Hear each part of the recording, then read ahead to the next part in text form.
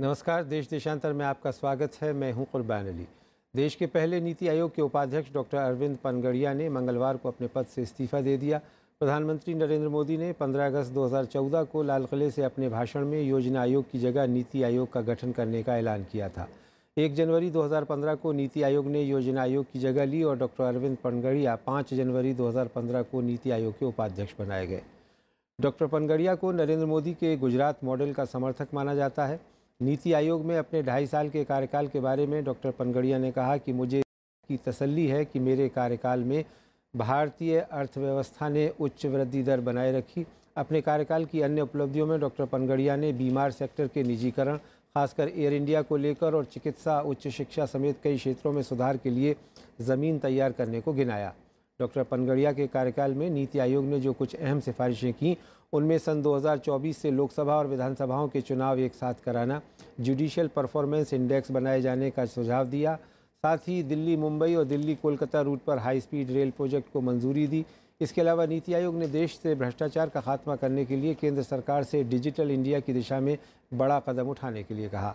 इसके अलावा केंद्र सरकार के जरिए जीएसटी बिल को पारित कराने में भी अहम भूमिका निभाई और महिलाओं को सशक्त बनाने की दिशा में केंद्र सरकार से बीते 3 सालों के दौरान कई योजनाओं को शुरू करवाया। वैसे नीति आयोग के उपाध्यक्ष डॉक्टर अरविंद पनगड़िया का इस्तीफा पिछले 3 सालों में प्रधानमंत्री नरेंद्र मोदी सरकार में सबसे बड़ा इस्तीफा है। देश देशांतर में आज बात डॉक्टर अरविंद पनगड़िया के इस इस्तीफे की और साथ ही नीति आयोग के लगभग 3.25 साल के सफ़र की भी। इस चर्चा में मेरे साथ जुड़ रहे हैं योजना आयोग की पूर्व सदस्य डॉक्टर सैयद हमीद, नीति आयोग के सलाहकार तजम्मुल हक भी हमारे साथ होंगे। हमारे साथ हैं आरएसएस विचारक प्रोफेसर राजवीर शर्मा और वरिष्ठ पत्रकार नीरजा चौधरी। आप सभी का स्वागत है। मैं नीरजा जी शुरुआत आपसे करना चाहूँगा कि जिस तरीके से योजना आयोग को लगभग 4 साल पहले नीति आयोग बनाया गया, प्रधानमंत्री ने कहा कि हम एक नए तरीके से इसको रिवैम्प कर रहे हैं और उसके बाद अरविंद पनगड़िया साहब लाए गए। लगभग 3.25 बरस का उनका कार्यकाल रहा, लेकिन अचानक उनको छोड़ करके जाना पड़ा है। क्या कारण है डॉक्टर अरविंद पनगड़िया के इस इस्तीफे के, और क्या नीति आयोग में सब कुछ ठीक ठाक चल रहा है आपकी नज़र? देखिए, पूरी कहानी सामने नहीं आई है और लोग जानना चाहेंगे कि क्यों उन्होंने छोड़ा। हालांकि वो कहते हैं मुझे एक्सटेंशन नहीं मिला, मुझे कोलंबिया यूनिवर्सिटी वापस जाना है, ऐसी नौकरी मुझे फिर नहीं मिलेगी मेरी एज पे। तो रघुराम राजन जो आरबीआई के गवर्नर थे वो भी छोड़ के गए। वो भी एक खिंचातानी जो चल रही थी सरकार के अंदर, उस समय भी कहा जाता था और इनके बारे में भी एक बुदबुदाहट है। जैसा कि मैंने कहा, पूरी स्पष्ट रूप से कहानी सामने नहीं आई है, पर ये तो क्लियरली सामने आ रहा है। सवाल उठ रहे हैं क्या मल्टीपल पावर सेंटर्स थे डिसीजन मेकिंग में, जिससे वो नाराज हुए। डिफरेंसेस थे आरएसएस की अप्रोच, स्वदेशी जागरण मंच की अप्रोच कई मुद्दों पे। कितना इकोनॉमिक रिफॉर्म होना चाहिए, जेनेटिकली मॉडिफाइड फूड्स का सवाल था, जिसपे कि स्वदेशी जागरण मंच का बहुत कंसिस्टेंट स्टैंड रहा है कि नहीं होना चाहिए। और कई मुद्दों को लेके डीमोनेटाइजेशन के बाद भी सवाल उठे। उनका मानना था जो 2.5 लाख बैंकों में जमा हुआ उसके बारे में कोई टैक्स के सवाल नहीं उठने चाहिए। तो कहीं ना कहीं ऐसा सामने आ रहा है कि क्या सरकार 2 दिशा में खिंच रही है और अभी क्लियर स्टैंड नहीं लिया है कि किस दिशा में जाना है उसको, और उसी के तहत ये हुआ है। प्रोफेसर राजवीर शर्मा साहब, आप कितना सहमत हैं जो नीरजा जी कह रही हैं? और ख़बरें ये आ रही हैं कि स्वदेशी जागरण मंच और आरएसएस के लोग उनसे खुश नहीं थे और इसलिए एक तरह से उनको एक एग्ज़िट दिया गया है नीति आयोग से जाने के लिए। मुझे लगता है कि पनगड़िया साहब के जो इस्तीफे को लेकर के चर्चाएं हैं, उन चर्चाओं में भी लगभग वैसा ही है जैसे रघुराम राजन के समय में हुई थी। रघुराम राजन के जाने पर भी लोगों ने यही सवाल उठाए थे कि रिज़र्व बैंक ऑफ इंडिया और फाइनेंस मिनिस्टर और फाइनेंस में तालमेल नहीं है और उनके बीच में बड़े टकराव हैं और इसलिए रघुराम राजन को सरकार ने छुट्टी कर दी है। लेकिन आप ये जान रहे होंगे कि अब वो सारी जो स्टोरी है वो साफ़ हो गई कि रघुराम राजन को सरकार ने जाने के लिए नहीं कहा था, रघुराम राजन को प्रधानमंत्री ने भी जाने के लिए नहीं कहा। नहीं, रघुराम राजन तो नहीं, अब इसीलिए एक मैं कह गुजरा रहा हूं हुआ कि- चैप्टर है और नहीं, दूसरे वो यूपीए के नहीं, मैं अपॉइंटी उसको थे, मैं उसको- इस सरकार के नहीं थे जी। यूपीए के अपॉइंटी होने के बावजूद भी जो एक्सपर्ट्स हैं या जो विषय के विशेषज्ञ हैं उनको सरकारें इतनी आसानी से बदलती नहीं हैं जब तक कि कोई वास्तव में टकराव ना हो नीतिगत। ऐसा ही कुछ पनगड़िया साहब के केस में भी मुझे कहना है, और वो ये कि कोई कारण नहीं बनता है हमको ये क्वेश्चन करने का कि पनगड़िया साहब ने जो अपना एक्सप्लेनेशन दिया है उस एक्सप्लेनेशन में कहीं पर कोई दुराव या छिपाव है। ये हर व्यक्ति अपने अपने कैरियर के हिसाब से निर्णय करता है। लेकिन राजवीर जी, संघ परिवार के कई नेताओं के बयान आए हैं। एक विजय ओझा साहब हैं, उन्होंने एक इंटरव्यू दिया है और कहा है कि हाँ, हमारे रिजर्वेशंस थे, हमने प्रधानमंत्री को इससे अवगत करा दिया था। तो ऐसा तो नहीं है कि बिल्कुल कुछ नहीं है जिसकी बात नहीं, मैं एक दूसरी बात कर रहा हूँ कि मतभेद होना जी और किसी बात पे सहमति या असहमति होना ये किसी भी डेमोक्रेटिक प्रोसेस का हिस्सा है। ठीक है, उसमें चाहे वो स्वदेशी जागरण मंच हो, चाहे कोई और संस्था हो या आरएसएस हो, या इवन पार्टीज़ के भीतर में भी, इवन एक पार्टी के भीतर भी ये ज़रूरी नहीं है कि सबकी एक ही राय हो। ठीक, जब डिस्कशन होता है तो डिस्कशन होने में इवन बीजेपी के भीतर भी अलग अलग राय हो सकती है। लेकिन आपको लगता है कि कोई मतभेद थे या नहीं थे? नहीं, मुझे नहीं लगता है कि कोई बहुत ऐसे सीरियस मतभेद किसी पॉलिसी को लेकर के होते हैं। अपनी अपनी राय अलग हो सकती है, अपने विचार, जैसे आपने अभी कहा कि ओझा साहब ने कहा था कि हमारे कुछ डिफरेंसेस थे, हमने उसको अवगत करा दिया जी। तो ये डिफरेंसेस माने कि किस विषय पर कितना होना चाहिए। अब जो रिफॉर्म्स हैं, रिफॉर्म्स की गति को लेकर के कुछ लोगों में मतभेद हो सकते हैं, लेकिन इसका मतलब ये नहीं है कि किसी को बाहर निकालने का कोई प्रेशर बना हो, ऐसा मुझे लगता नहीं है। ठीक।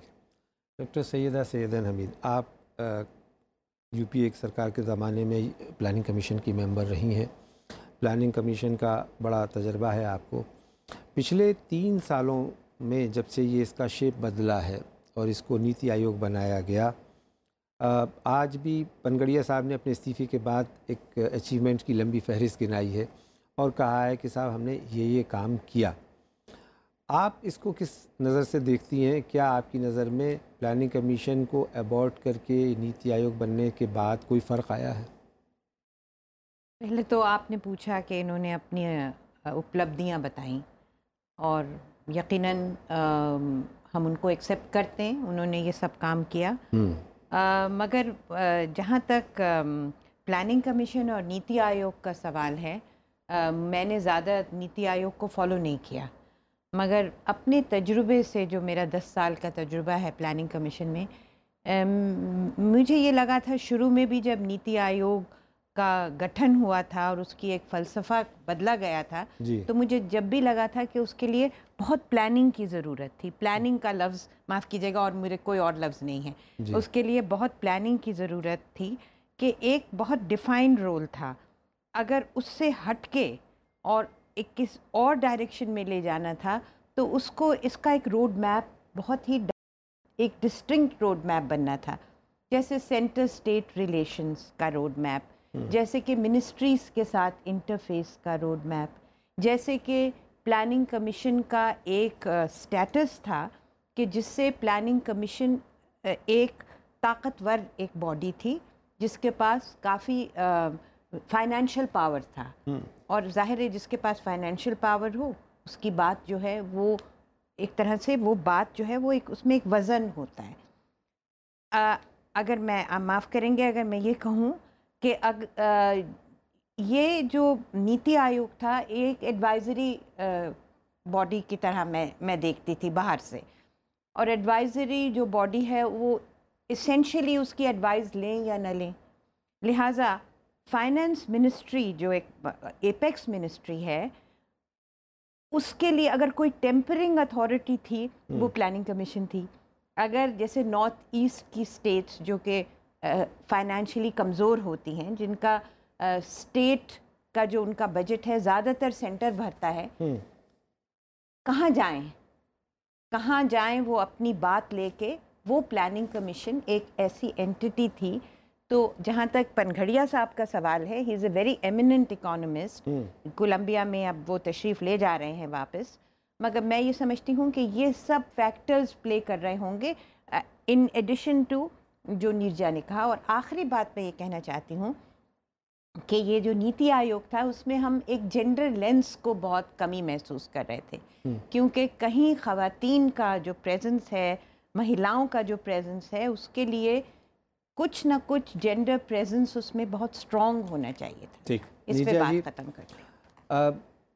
पनगड़िया साहब का तो इस्तीफ़ा हो गया, वो जा रहे हैं, अब उस पर कोई विवाद भी नहीं है कि वो रुकेंगे या रहेंगे। लेकिन जो 3 साल का, पौने 3 साल का सफ़र है नीति आयोग का, आपने योजना आयोग को भी देखा है, कवर भी किया है, और जो देश आज़ाद होने के बाद में एक बहुत इम्पोर्टेंट रोल अदा किया प्लानिंग कमीशन ने, और उसके लिए कहा गया कि फ्रीडम मूवमेंट के दौरान ही, नेशनल मूवमेंट के दौरान ही ये लाइन आ गई थी कि साहब जब देश आज़ाद होगा तो प्लानिंग के ज़रिए से उसका डेवलपमेंट किया जाएगा।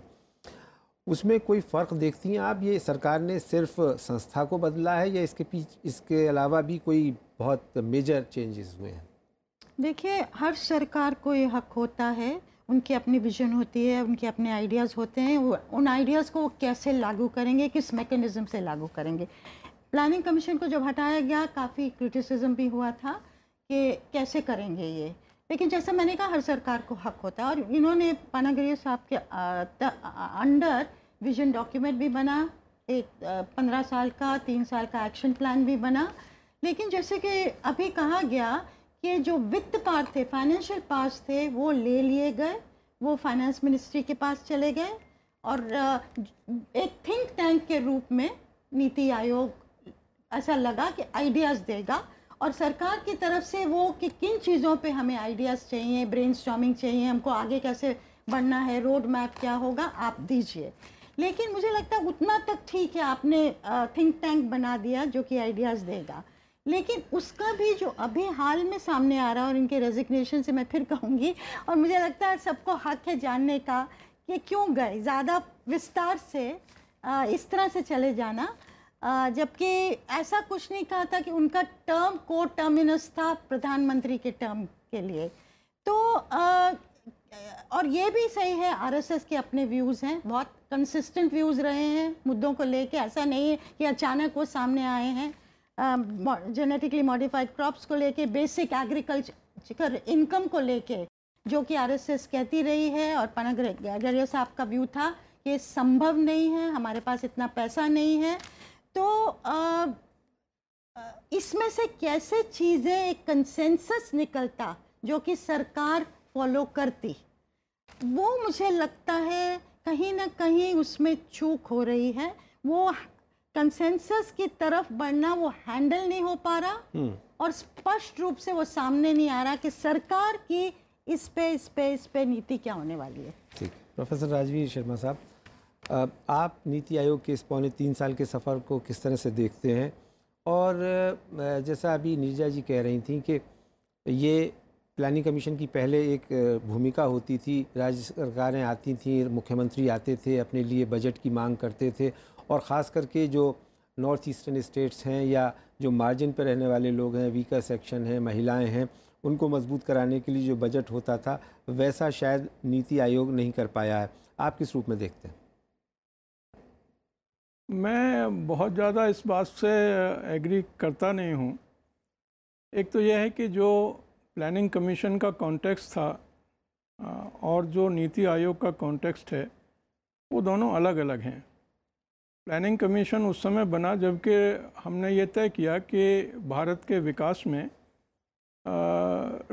स्टेट की बहुत अहम भूमिका होगी, ये कमांडिंग हाइट्स का रोल प्ले करेगा और उसकी डायरेक्शंस भी तय करेगा।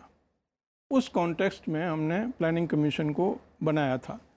दूसरे, उस समय की जो आवश्यकताएं थीं, क्योंकि उस समय जब हम आज़ाद हुए थे, उस समय की परिस्थिति इस चीज़ की मांग करती थी कि विकास प्लान्ड तरीके से होना चाहिए, और उसमें सभी की लगभग सहमति थी, चाहे वो कांग्रेस थी या कांग्रेस के विरोधी लोग थे, सभी में ये सहमति थी कि यस, हमारे यहाँ रिसोर्सेज की कमी है, हमारी प्रॉब्लम्स बहुत हैं, हमारी चैलेंजेस डेवलपमेंट के अलग अलग हैं, और इसलिए प्लान डेवलपमेंट होना चाहिए, इसलिए प्लानिंग कमीशन बना।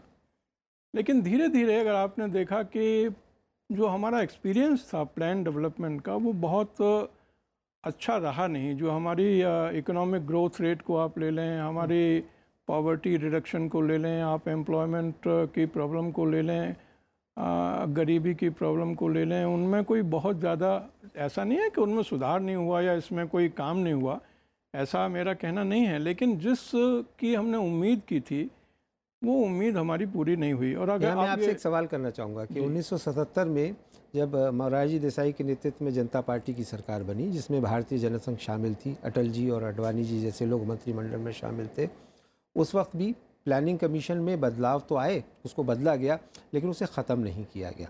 फिर 6 साल तक एनडीए की सरकार थी वाजपेयी जी के नेतृत्व में, तब भी ये बात नहीं आई कि इस संस्था को ख़त्म कर देना चाहिए या इसकी यूटिलिटी नहीं रही है।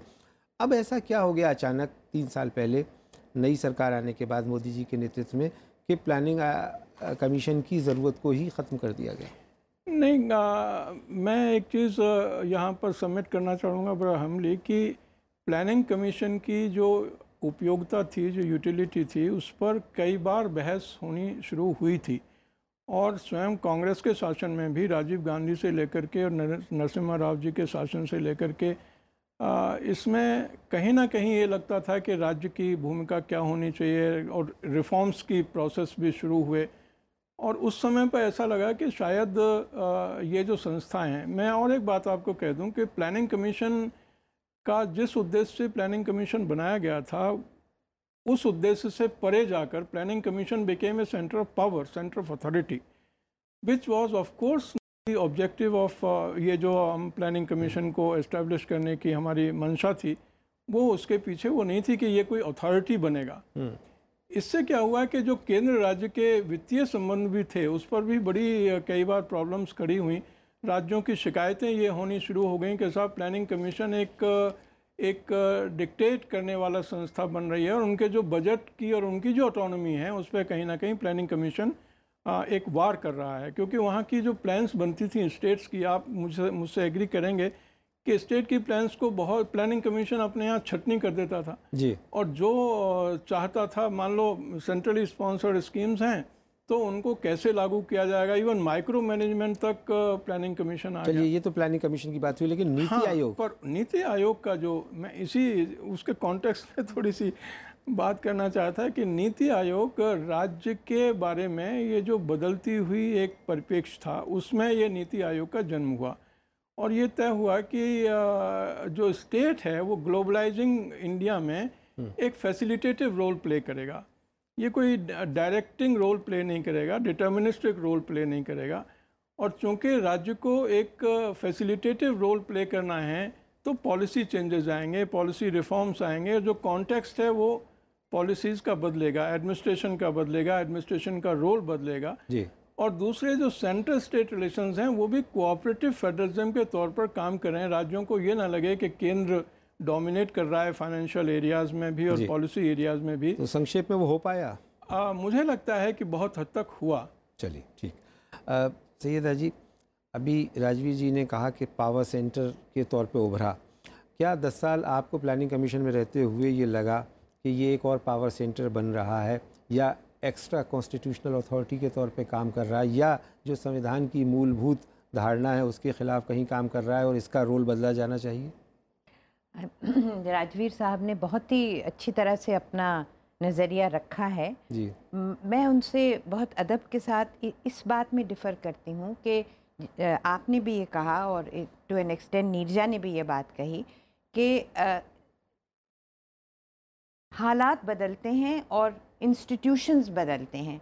मैंने 10 साल प्लानिंग कमीशन की मेंबर में रही और उस अरसे में मैंने ये देखा कि कितनी स्ट्रॉन्ग है स्टेट्स और कितनी मेहनत से स्टेट्स के साथ वो डायलॉग होता था।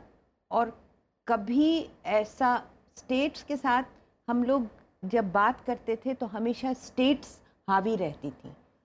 जेंटली अगर सेंट्रली स्पॉन्सर्ड स्कीम्स की तरफ जेंटली उनको डायरेक्ट कर सकते थे, मगर रफ्ता रफ्ता मैंने देखा 10 साल के अरसे में भी स्टेट्स की जो रिस्पेक्ट और स्टेट्स की जो डिग्निटी थी वो इतनी प्लानिंग कमीशन के लिए वो इतनी इम्पोर्टेंट थी। और जो जो आपको पता है सारे चीफ मिनिस्टर्स हर साल प्लानिंग कमीशन के सामने आते थे और उससे एक सेंटर स्टेट में कंप्लीट कम्युनिकेशन रहती थी कंटिन्यूसली। फिर दूसरी बात मैं ये कहना चाहती हूँ वो ये है कि